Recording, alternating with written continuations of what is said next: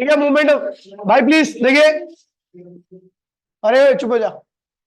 ठीक है, लिखा according to Newton first law of motion, every body in a continuous in state of rest और uniform motion unless external force act on it. ठीक है भैया, तो मतलब बॉडी अपने आप से कभी भी अपनी स्टेट को चेंज नहीं करती, न्यूटन का फर्स्ट लॉ यही कहता है।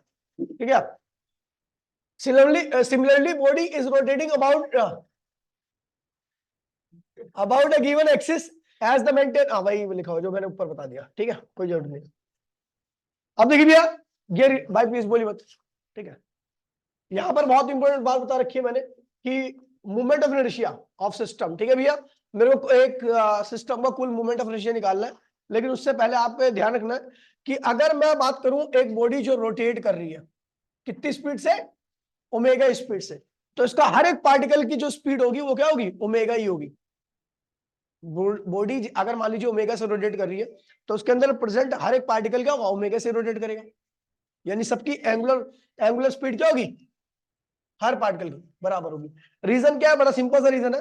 अगर मान लीजिए एक बॉडी, मैंने ये मार्कर लिया, ये जो मार्कर है, एक पंखा देखो, पंखा की पंखड़ी देखो, पंखे की पंखड़ी में जितने भी एक पंखड़ी पे जितने भी पॉइंट है, अगर एक पंखड़ी पूरा राउंड कंप्लीट कर लेती है तो जितने भी पॉइंट है वो सबके सब क्या करेंगे, एक राउंड कंप्लीट कर लेंगे, और सब सेम टाइम में करेंगे। सेम एंगल सेम टाइम में कवर करने का मतलब है कि सबका ओमेगा क्या है भैया, सेम है। ठीक है, समझ गया। अच्छा, मैंने कुछ रिलेशन भी बताए थे आपको। अच्छा, फिर मैं आपको रिवाइज कराता हूँ, छोटा सा रिलेशन है, अगर आपको याद होगा। ये थीटा है, ये ओमेगा है, सॉरी ये एक्स है, और यहां से यहां तक का टाइम कितना लगा, टी लगा, क्या लगा, और आपको पता है ये रेडियस होती है, क्या होती है, रेडियस। अच्छा, अगर आपको याद होगा तो एक्स थीटा और आर के बीच में एक रिलेशन था, एक्स इक्वल्स टू में एक्स आर के रेडियस इनटू में एंगल। अच्छा, टाइम के साथ चेंज कौन कौन हो रहा है, एक्स और थीटा, एक्स और, तो दोनों को टाइम से डिवाइड कर दीजिए, टाइम के साथ डिस्प्लेसमेंट अपॉन में टाइम क्या होता है, वेलोसिटी, रेडियस थीटा अपॉन में टाइम क्या होता है, एंगुलर वेलोसिटी। ठीक है, अगर मान लीजिए आपने टॉर्क लगा रखा है, क्या कर रखा है, अगर आपने इसी बॉडी के ऊपर टॉर्क की वैल्यू 0 से ज्यादा अप्लाई करके टॉर्क लगा रखा है, तो ये जाहिर सी बात है पार्टिकल क्या करेगा, एक्सेलरेट करेगा लगातार। ठीक है, तो क्या क्या चेंज होगा, ओमेगा, वेलोसिटी और ओमेगा। अगर टॉर्क लगा रखा है तो उसकी रोटेशन स्पीड और पार्टिकल जो उसके अंदर है उनकी वेलोसिटी क्या होगी, चेंज होती रहेगी। तो फिर दोबारा से टाइम के साथ क्या करो, डिवाइड कर दो, तो v अपॉन में ठीक क्या होता है, acceleration, R omega, sorry alpha, क्या हो जाएगा, ओमेगा अपॉन में ठीक क्या होता है, अल्फा होता है। तो हम देख रहे हैं यहां पर जो आपकी वेलोसिटी आ रही है वो किसके डायरेक्टली है, रोटेटिंग बॉडी के अंदर जो वेलोसिटी होती है वो किसके डायरेक्टली होती है, आर के, किसके डायरेक्टली होती है, आर के। और एक्सेलरेशन जो होता है वो भी किसका डायरेक्टली होता है, आर के।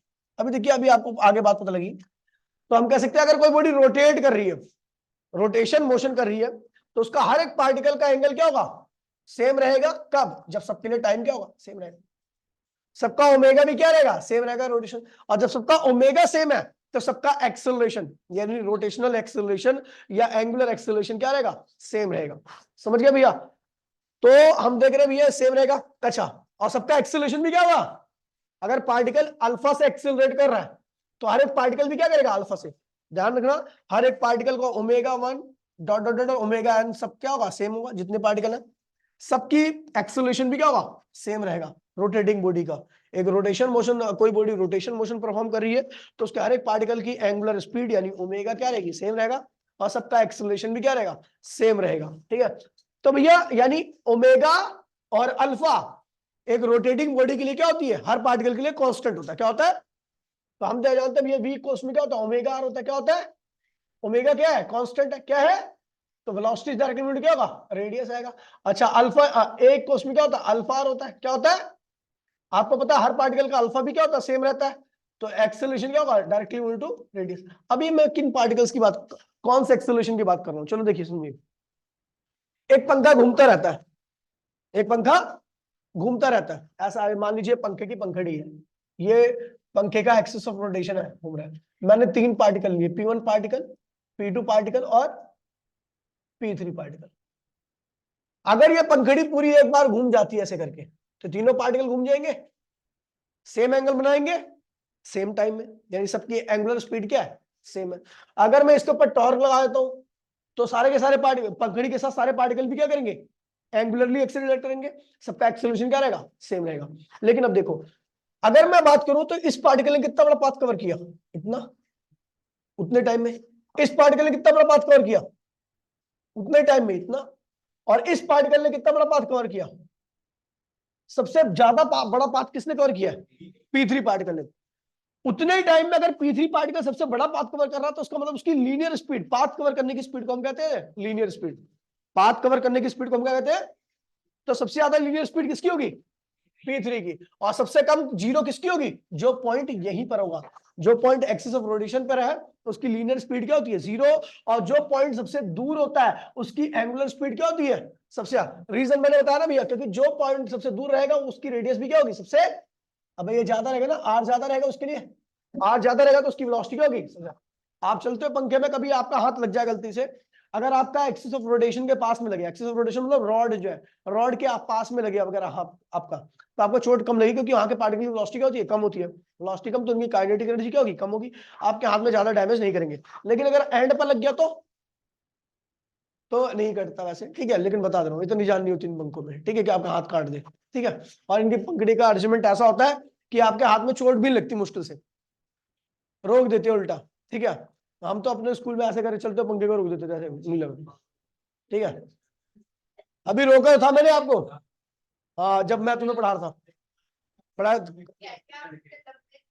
नहीं, नहीं कुर्सी पे चढ़ के, हाँ, चलते पंखे को रोका था मैंने, पूछ पीछे वाले बच्चे में,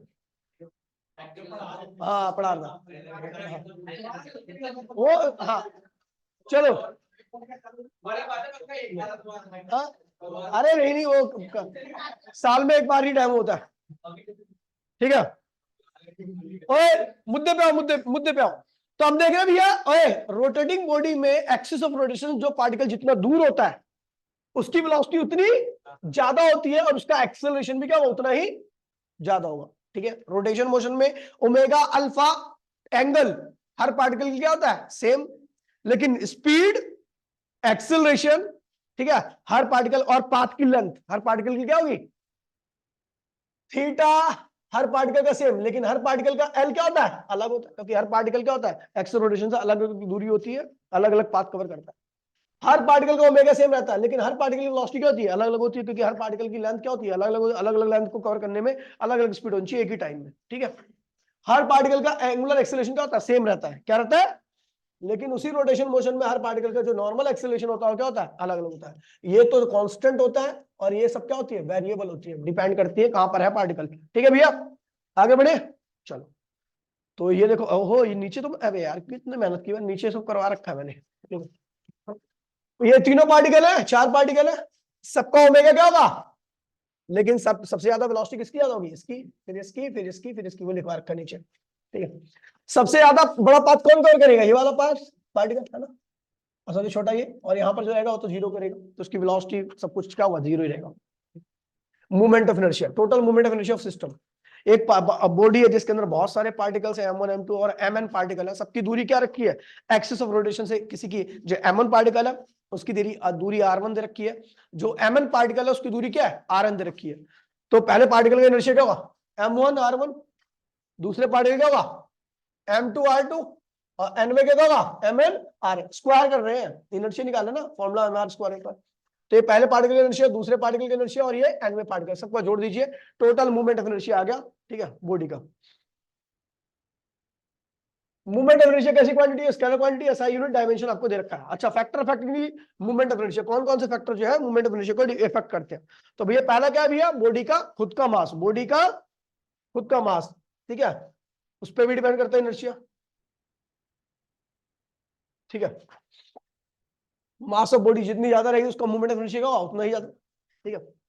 शेप एंड साइज, साइज बड़ा होगा तो इनर्शिया क्या होता है, ज्यादा होता है, ठीक है, बताया ना आपको, बड़ा पंखा आसानी से रुकता। Separation from of the mass from the axis of rotation, axis, वही बात है, साइज पे ही हो गया, ठीक है, एक तरफ से। चलो आगे बढ़ते हैं, ठीक है। अब यार रेडियस ऑफ गायरेशन, ये सिलेबस में है, ध्यान रखना, ठीक है भैया। अच्छा, अभी कटवा दिया क्या मैंने, चलो। डिफरेंट रिलेशन, डिफरेंट बहुत सारे रिलेशन है, तो भैया अगर बता दो, एंगुलर मोमेंटम क्या निकाला, आरपी, ये निकाल देना। तो अगर मैं बोलूं एंगल 90 डिग्री का क्या है, रोटेशन मोशन में ये ध्यान रखना, ये रोटेशन मोशन हो रही है ना। ये क्या है, रेडियस है, ये क्या है, और ये क्या है आपका फोर्स होगा। कब फोर्स कब होगा, जब मैं टॉर्क की बात करूंगा, तो इसकी बात करूंगा। और मोमेंटम जब होगा जब मैं एंगुलर मोमेंटम की बात करूंगा। तो ये एंगल क्या होता है, ये टेंजेंट है और ये क्या है, रेडियस है। एंगल क्या होगा, 90 डिग्री का। ये ध्यान रखना, रोटेशन मोशन में एंगल हमेशा क्या होता है, 90 डिग्री का होता है, साइन 91 होता है। तो ये टॉर्क क्या होता है, एंगुलर एल और आई के बीच में हम रिलेशन निकाल रहे हैं। किसके बीच में, एल क्या है, एंगुलर मोमेंटम है, एल की वैल्यू क्या होती है, आरपी, क्योंकि हमें पता है रोटेशन मोशन में एल साइन 90 होता है ना। ठीक है, तो ये हो गया। आर ऐसे लिख दीजिए, पी क्या होता है, एम वी होता है, कोई दिक्कत तो नहीं है। अच्छा, वी क्या होता है, ओमेगा आर होता है। तुमने वी की जगह पे क्या लिख दिया, ओमेगा आर। आर वी की जगह पे ओमेगा आर और एम ये लिख दिया। अब देखिए समझ गया, M R square, M R square, और ये क्या हुआ, ओमेगा। तो ये क्या हुआ, बहुत इंपॉर्टेंट रिलेशन है, एल इक्वल्स टू में ओमेगा आई। समझ गए भैया, एंगुलर मोमेंटम ओमेगा आई के भी बराबर होता है। ठीक है, ये रिलेशन। टॉर्क और इनर्शिया के बीच में, तो टॉर्क क्या होता है, आर एफ, क्योंकि आपको पता है एंगल तो 90 डिग्री होना है। ठीक है, तो आर एफ की आर आर ये एफ क्या होता है, आर अल्फा क्या होता है, तो सॉरी, और इनटू में मास, एक्सेलरेशन ये हो गया ना, नॉर्मल एक्सेलरेशन और मास। ठीक है, तो अब देखिए torque M R square into में अल्फा, तो टॉर्क इक्वल्स में क्या हुआ, आई अल्फा। ये एक रिलेशन हो, ठीक है भैया। फिर आता है काइनेटिक एनर्जी। काइनेटिक क्या होती है, half M B square, half mass, velocity क्या होता है, ओमेगा आर होल स्क्वायर। तो काइनेटिक क्या होगी, हाफ एम एम। देखिए इस आर स्क्वायर को एम के साथ लगा दो, ओमेगा स्क्वायर, ये क्या हुआ, अल्फा। तो काइनेटिक, रोटेटिंग बॉडी का इनर्शिया काइनेटिक क्या होती है, omega square, high omega square. ठीक है भैया, कर लोगे, आगे बढ़ते हैं। अब देखिए, पहले तो डेरिवेशन थी मूवमेंट ऑफ इनर्शिया निकालने के लिए। ठीक है, कि इसका हमारे टाइम में तो डेरिवेशन होती थी। ठीक है भैया, बहुत लंबे लंबे छोटे छोटे डेरिवेशन होती थी। लेकिन अभी आपको जस्ट केवल याद रखना है, ठीक है, कि इस बॉडी का मूवमेंट ऑफ इनर्शिया क्या होगा। मैंने शायद कराया भी है, पहले वाले बैच में कराया था। आपको कराया, पूरा ड्राइव कराया क्या डेरिवेशन, मैंने पहले वाले बैच में कराया पूरा। मैंने स्पीयर का भी कोन का भी, सबका मूवमेंट जितने यहाँ पे दिख रहे हैं ना आपको, सबका करा रखा है। पैरेलल एक्सिस थ्योरम पर आउट ऑफ सिलेबस सारे टॉपिक करा दिए थे मैंने उसमें। ठीक है भैया, तो देखिए भैया, रिंग का मूवमेंट ऑफ इनर्शिया क्या होता है, एम आर स्क्वायर क्या होता है, और रिंग का वो भी उसके एक्सिस के लॉन्ग। वही रिंग का अगर देखोगे डायमीटर के लॉन्ग, तो क्या होगा, इनर्शिया आधा हो जाता है। अब इसका इनर्शिया आधा हो गया, तो ये जल्दी से इस तरह से रिंग, अगर आप ऐसा ऐसा रिंग पे ऐसा लोगे और इस तरीके से घुमाओगे, तो रिंग जल्दी से घूमना भी स्टार्ट कर देगी और जल्दी से डूब जाएगी, क्योंकि इसका इनर्शिया का उसको आधा। लेकिन अगर आप रिंग को ऐसे घुमाओगे, ऐसे करके, है ना, तो इसका इनर्शिया क्या है, एम आर स्क्वायर है। क्या है ये जल्दी से ना तो घूमना स्टार्ट करेगी ना जल्दी रुकेगी। ठीक है भांजे, ठीक है। और अगर आप डिस्क, डिस्क जानते हो, प्लेट, प्लेट होता है नॉर्मली जो प्लेट होती है। ठीक है, तो प्लेट का इनर्शिया क्या होता है, हाफ एम आर स्क्वायर, मतलब रिंग के एक्सिस का आधा होता है। ये ध्यान रखना, ये चीजें आपको याद रखनी है। इनर्शिया वही होता है जो रोटेशन स्पीड को रुकता है। जिसकी इनर्शिया जितना ज्यादा होगा, उसकी रोटेशन स्पीड में चेंज क्या होगा, उतना ही धीरे आएगा।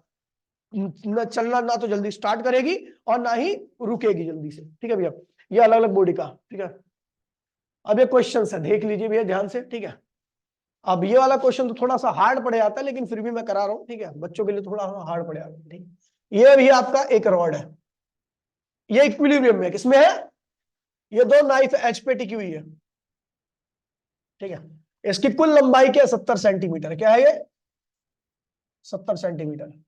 ठीक है, अच्छा यहां से अब ये रखी हुई है, तो इसके वेट क्या है, एम जी नीचे है। ठीक है, इस रॉड का वेट नीचे की तरफ है, रॉड का वेट, तो रॉड का वेट नीचे है, तो यहाँ पे जो सपोर्ट होगा, यहाँ पे कांटेक्ट फोर्स आएगा, क्या होगा, R1। यहाँ पर भी एक कांटेक्ट फोर्स आएगा, जो कि क्या होगा, R2। ठीक है, कांटेक्ट फोर्स समझ गए ना भैया। अभी आपको पता है, ये यहाँ से आगे की दूरी 10 सेंटीमीटर रखी है। क्वेश्चन मुझे याद तक है, क्वेश्चन बताओ कितने साल हो गए, 10 सेंटीमीटर। ठीक है, इधर भी क्या है, 10 सेंटीमीटर, और यहां से आगे को पता है 35 है। ये क्या है, 35 है, तो ये क्या होगा, 25 होगा। ये भी क्या होगा, 25 होगा। ठीक है, कह रहा है इससे 5 सेंटीमीटर की दूरी पर एक वेट और लटका रखा है, जिसका मास क्या, 6 kg। क्या है, मतलब 60 न्यूटन है। ठीक है, तो कह रहा है ये पूरा सिस्टम इक्विलिब्रियम में है। बताइए R1 R2 की वैल्यू बताइए कितनी होगी। पहले इक्विलिब्रियम में है, तो मतलब रोटेशनल भी है, ट्रांसलेशनल भी है। तो रोटेशन हम ट्रांसलेशनल बोलते हैं। तो ट्रांसलेशनल मोशन में या तो ना तो बॉडी ऊपर जा रही है ना नीचे आ रही है, इसका मतलब ऊपर का फोर्स बराबर में ऊपर कितना फोर्स लग रहा है, R1 प्लस R2, और नीचे कितना फोर्स लग रहा है, 60 न्यूटन प्लस mg। m कितना है, रॉड का मास जो है आपका वो है मास 4 kg, यानी 40 न्यूटन हो गया। क्या हो गया, तो नीचे क्या लग रहा है, 100 न्यूटन। क्या लग रहा है, ये किसने गिराया भाई,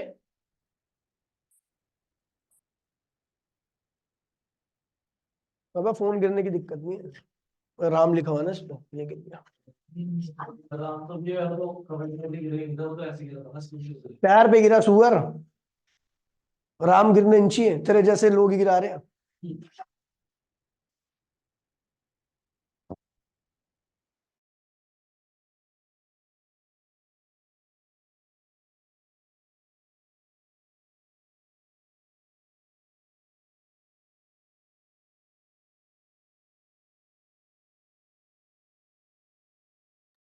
ठीक है बेटा, आओ मुद्दे पे आते हैं। ठीक है, अब देखिए ये जहां पे ये क्या, ये एक्सिस ऑफ रोटेशन है, क्या है इसका, एक्सिस ऑफ रोटेशन है। और अगर बॉडी इक्विलिब्रियम में तो इसका मतलब क्लॉक, देखिए ट्रांसलेशनल में तो अपवर्ड फोर्स बराबर डाउनवर्ड फोर्स, और रोटेशनल इक्विलिब्रियम में है तो इसका मतलब क्लॉकवाइज टॉर्क बराबर में एंटी क्लॉकवाइज। तो भैया देखिए यहां से एक्सिस ऑफ रोटेशन से इसकी इस फोर्स की दूरी क्या है, 25 है। तो ये इस एक्सिस ऑफ रोटेशन को कैसे घुमाना चाह रहा है, क्लॉकवाइज। कैसे घुमाना चाह रहा है, तो इस टॉर्क की वैल्यू क्या होगी, नेगेटिव। क्या होगी, नेगेटिव। वो क्या होगा, आर्म की दूरी क्या है, 0.5, आर एफ साइन थीटा होता है ना, आर आर क्या होगा 0.25। दूरी कितनी है इसकी, और फोर्स कितना है, देखिए ये तो आर हो गया, एफ क्या है R1, और साइन 90 होगा क्योंकि आपको दिख रहा है 90 डिग्री का। अच्छा, ये वाला, ये एक्सिस ऑफ रोटेशन को ये वाला फोर्स कैसे घुमाना चाह रहा है, एंटी क्लॉकवाइज। तो ये टॉर्क क्या होगा, पॉजिटिव। क्या होगा, दूरी कितनी है भैया 25, 0.25, और फोर्स कितना है भैया R2, और एंगल क्या होगा 90। अच्छा देखो, ये वाला फोर्स जो कि 60 न्यूटन है, इस एक्सिस ऑफ रोटेशन को कैसे घुमाया जा रहा है, एंटी क्लॉकवाइज। कैसे घुमाया जा रहा है, तो टाउ 3 क्या होगा, टाउ 3 क्या होगा, फोर्स कितना है आर, दूरी कितनी है इसकी, अब ये 5 है, ये 5 है भैया, ये 5 0.05, फोर्स कितना है 60, और एंगल क्या 90। अब देखिए भैया खत्म हो चुका क्वेश्चन। क्लॉकवाइज टॉर्क बराबर में एंटी क्लॉकवाइज। तो भैया अगर आप क्लॉकवाइज टॉर्क बराबर में एंटी क्लॉकवाइज टॉर्क कर रहे हो तो यहाँ के माइनस को आपको नहीं लेना, ठीक है, सब प्लस लेना है। इधर का ये बराबर में इन दोनों के सम के बराबर आएगा। लेकिन अगर आप ऐसे कह सकते हो कि ये वाला कंसेप्ट यूज करना चाहते हो, टोटल टॉर्क इक्वल्स टू 0, तो उस वक्त आपको साइन के साथ लेना है, ये टॉर्क नेगेटिव, ये टॉर्क पॉजिटिव, ये टॉर्क पॉजिटिव, बराबर में 0। ठीक है भैया, क्वेश्चन सॉल्व करा रखा है, नीचे देख लीजिएगा, आंसर आ जाएगा। ये क्या है, हाँ देखिए 3 तरह के मोमेंटम होते हैं, किसी आर्म के अंदर 3 तरीके से मूवमेंट आ सकती है। एक होता है भैया मास, यहां पे लगा दो, क्या लगा दो, तो m इंटू में r जो होगा उसे कहेंगे मूवमेंट ऑफ मास, mr। क्या होता है, किसी आर्म के अंदर, देखो ये है, ये मान लो मार्कर है, इसका एक एंड मैंने फिक्स कर दिया, दूसरे एंड पर मैंने उंगली रख दी, तो उंगली के पास क्या होता है, मास होता है, उसकी वजह से क्या होता है, नीचे आता है, टर्न कर जाता है, तो इस वाले मूवमेंट को हम कहते हैं मूवमेंट ऑफ मास, mr होता है। ये भी वेक्टर क्वांटिटी होती है, ठीक है। लेकिन अगर आप देखो एक एंड को फिक्स कर दो, दूसरे एंड पे फोर्स लगाओ, तो भी क्या होगा, मूवमेंट आ जाएगा। इसे कहते हैं मूवमेंट ऑफ फोर्स, या नॉर्मली क्या कहते हैं, टॉर्क कहते हैं। या दूसरे एंड, इस वाले एंड को फिक्स करके यहाँ पर आप मोमेंटम लगा दो, तो मोमेंटम, ठीक है। If body is balance about it centre of mass, अगर बॉडी उसके सेंटर ऑफ मास के अलोंग बैलेंस्ड है, तो किसी प्रकार की मूवमेंट क्या होगी, 0 होगी, चाहे कोई सी मूवमेंट हो। सेंटर ऑफ मास एक ऐसा पॉइंट होता है जो हर तरह की मूवमेंट पे अगर उसके अलोंग बॉडी को बैलेंस कर दिया जाए तो क्या होती है, क्या हुआ, दर्द हो रहा है क्या, घर जाना चाहते चलिए, हाँ ठीक है, ठीक है। ये डेरिवेशन आउट ऑफ सिलेबस है, पैरेलल एक्सिस थ्योरम, ठीक है, बस का रिजल्ट याद रखना। पैरेलल एक्सिस थ्योरम क्या कहती है, सुन लीजिए, एक बॉडी है, ठीक है, पैरेलल एक्सिस थ्योरम क्या कहते हैं, सुन लीजिए, ये है इसका सेंटर ऑफ मास, क्या है ये, COM, सेंटर ऑफ मास है, ठीक है।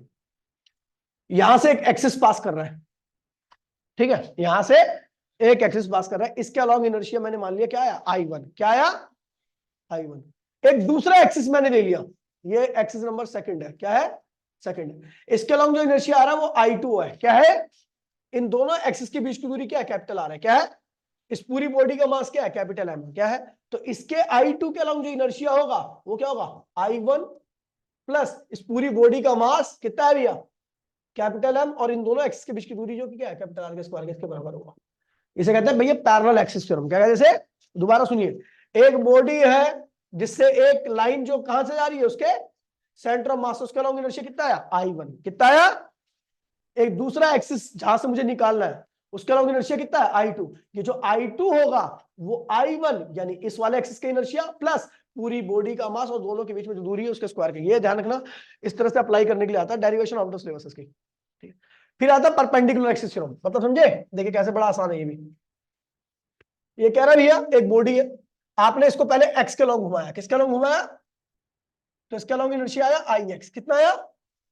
फिर आपने इसको वाई के लॉन्ग घुमाया ऐसे करके, तो इसका लॉन्ग इनर्शिया कितना आया IY। फिर आपने इसको जेड के लॉन्ग घुमाया इसको, तो इनर्शिया कितना आया IZ। क्या आया? तो कह रहा है ये जो IZ होगा क्या होगा?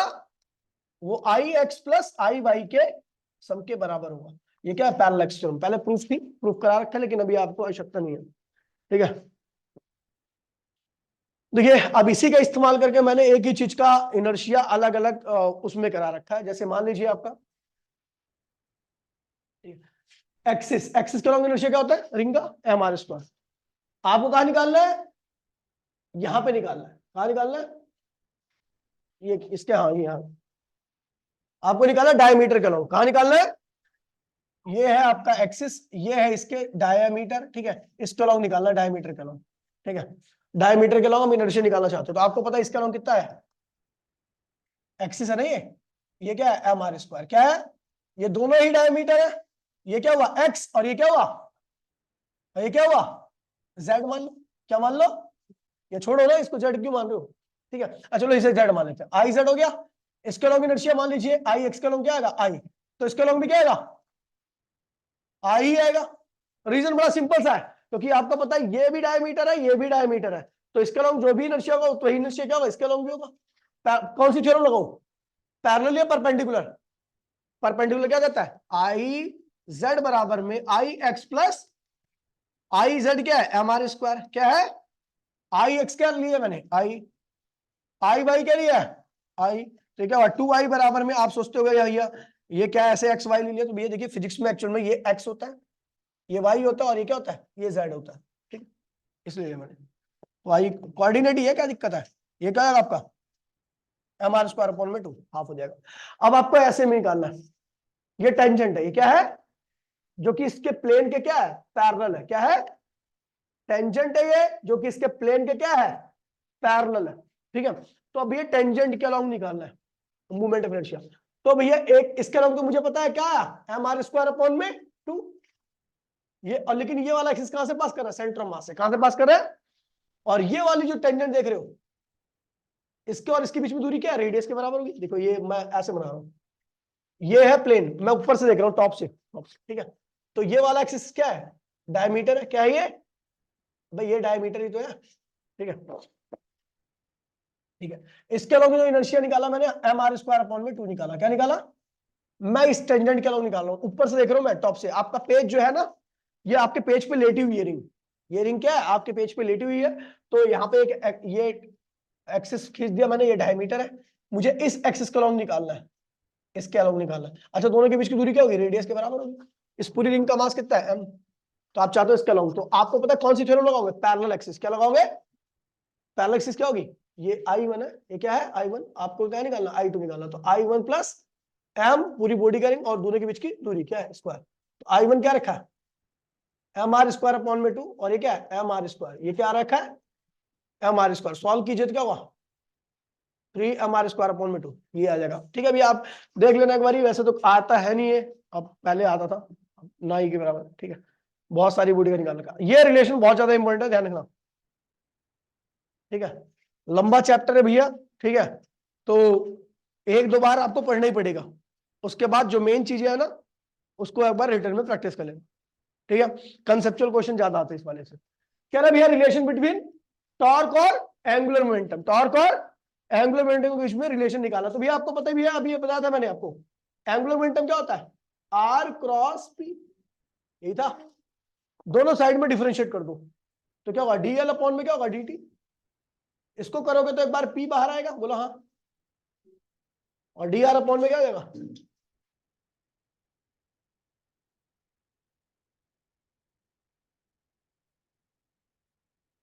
डी आर अपॉन में डी टी। एक बार आर बाहर आएगा तो क्या होगा, डीपी अपॉन में डी टी। बोला हाँ, ये डीएल अपॉन में डी टी क्या होगा, ये आता है रिलेशन। ये पी को क्या लिखोगे, पी क्या होता है, मोमेंटम क्या होता है, ये मास इंटू में वेलोसिटी वेक्टर के प्रोडक्ट के बराबर होता है। पी वेक्टर जो होगा मास इंटू में वेलोसिटी वेक्टर होगा।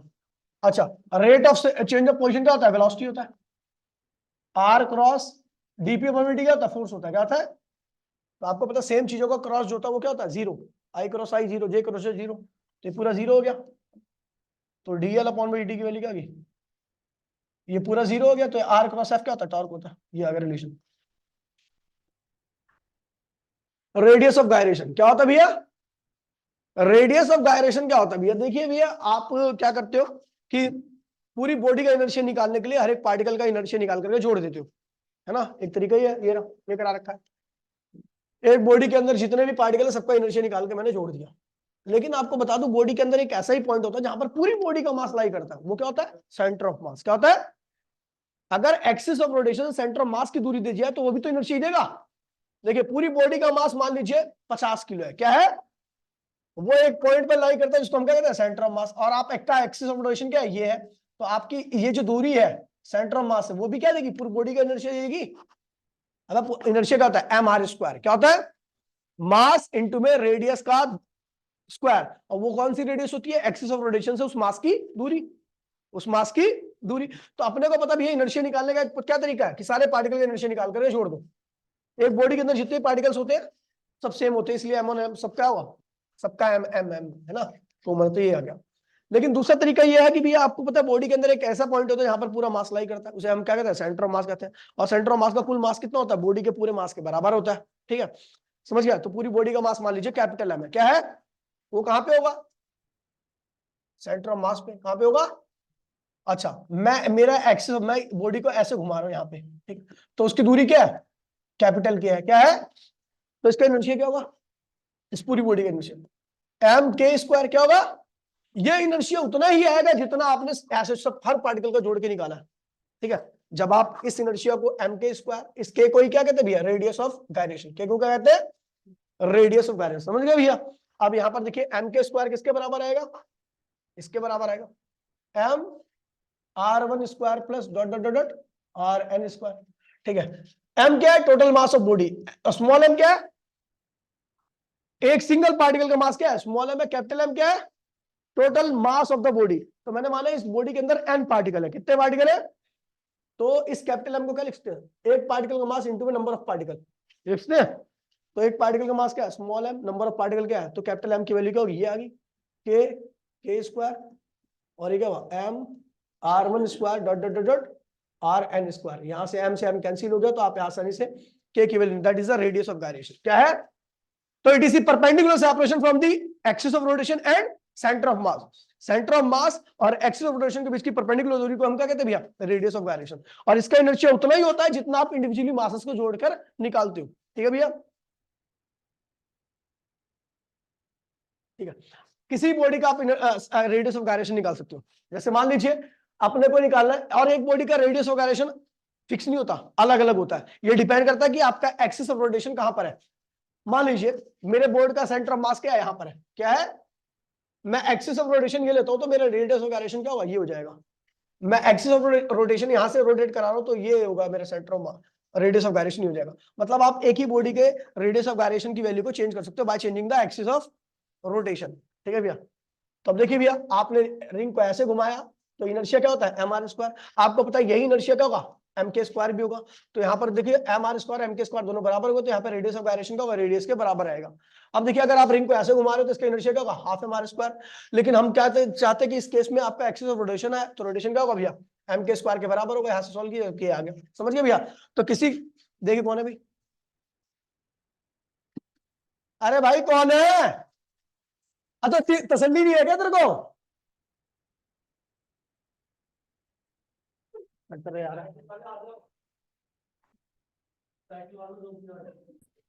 थकना मेरे को चाहिए, थका रहे हो बैठे बैठे, खामखा की एक्शन दिखा रहे। ठीक है भैया, law of conservation of angular momentum क्या रहा भैया, ठीक है, law of conservation of angular momentum. Law of conservation of angular momentum कहता है भैया कि अगर बॉडी के ऊपर टॉर्क नहीं लग रहा तो उसका एंगुलर मोमेंटम हमेशा क्या रहेगा, कांस्टेंट। चलो करते हैं प्रूफ। आपको पता है टॉर्क क्या होता है, ये होता है। अगर मैं टॉर्क 0 कर दूं तो ये भी क्या होगा, 0। और अगर इसका डिफरेंशियल 0 आ रहा है, इसका मतलब एल क्या है, कांस्टेंट। यानी L1 बराबर में क्या होगा, L2। एल की वैल्यू क्या है, ये आई ओमेगा। तो हम क्या लिख सकते हैं इसको, एल कांस्टेंट है तो हम लिख देंगे L1 बराबर में L2, यानी I1 बराबर में I1 ओमेगा 1 बराबर में I2 ओमेगा। अब एल की वैल्यू, L1 की वैल्यू ये होगी, L2 की वैल्यू ये होगी। अब देखिए यहाँ पर बहुत सारे क्वेश्चन आते हैं कंसेप्चुअल। अगर बॉडी का इनर्शिया कम हो जाए तो उसकी रोटेशन स्पीड क्या होगी, बढ़ जाएगी। बॉडी का इनर्शिया ज्यादा हो जाए तो रोटेशन स्पीड क्या होगी, कम हो जाएगी, क्योंकि प्रोडक्ट क्या है, कांस्टेंट। ठीक है, समझ गए। तो भैया अगर बॉडी की रोटेशन, देखिए भैया जैसे आप यहाँ पे हो, ऐसे घूम रहे हो, आपने हाथ फैला रखा है, हाथ फैलाने की वजह से आपका साइज क्या हो गया, बढ़ गया। साइज बढ़ाने की वजह से इनर्शिया क्या होता है, ज्यादा, तो रोटेशन स्पीड क्या होती है, कम रहती है। लेकिन जैसे अपने हाथ को ऐसा सिकोड़ते हो, आपका साइज छोटा, इनर्शिया छोटा, और आपकी रोटेशन स्पीड क्या होती है, बढ़ जाती है। ठीक है भैया। एक जो वो होता है, क्या नाम है बंदा, डाइवर, जो डाइव मारता है पानी के अंदर। ठीक है भैया। तो जब पहले होता है ना स्टार्टिंग में, तो अपने बॉडी को स्ट्रेच करता है, इसका रेडियस क्या होता है, ज्यादा होता है। रेडियस ज्यादा तो इनर्शिया ज्यादा, तो रोटेशन स्पीड क्या होगी, कम होगी। ठीक है। अच्छा, जैसे वो अपने बॉडी को बेंड करता है तो उसका साइज क्या होता है, कम हो जाता है। साइज क्या होता है, और उसकी रोटेशन स्पीड क्या होती है, बढ़ जाती है। ठीक है भैया।